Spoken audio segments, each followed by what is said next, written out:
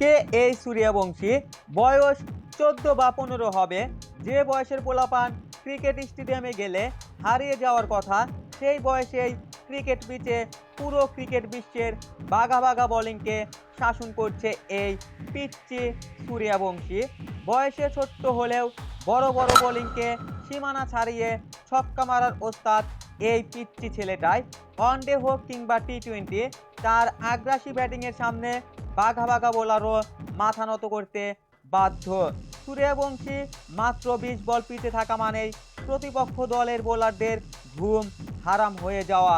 যতক্ষণ পিছে থাকে তার বিধ্বংসী ব্যাটিংয়ের সামনে বোলাররা দিশেহারা হয়ে যায়। সূর্যবংশীর হাফ সেঞ্চুরি পূর্ণ করতে মাত্র 14 থেকে 15 বল লাগে। তার বিধ্বংসী ব্যাটিং বিপক্ষ দলকে শুরুতেই ব্যাকফুটে ফেলে দেওয়ার জন্য যথেষ্ট ভূমিকা পালন করে। সূর্যবংশী এই ছোট্ট বয়সেই 22 গজে যেমন বিধ্বংসী ব্যাটিং তাণ্ডব চালায়, 22 গজের বাইরে কিন্তু সে অত্যন্ত নম্র ভদ্র একজন ছেলে।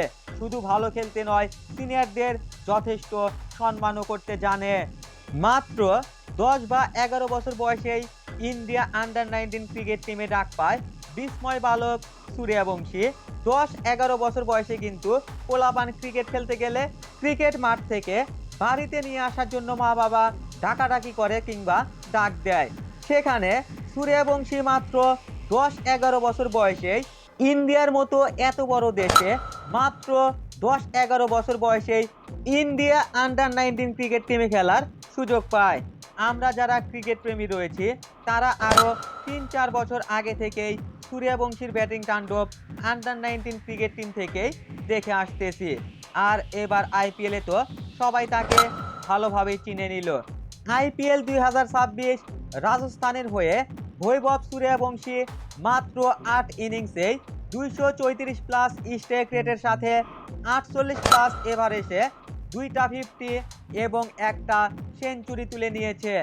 এখন পর্যন্ত 2026 আইপিএলে সূর্যবংশী একাই 31টা 4 মেরেছে এবং 32টা ছক্কা মেরেছে। এটা কিন্তু কোনো মামুলি বা ছোটোখাটো বিষয় নয়।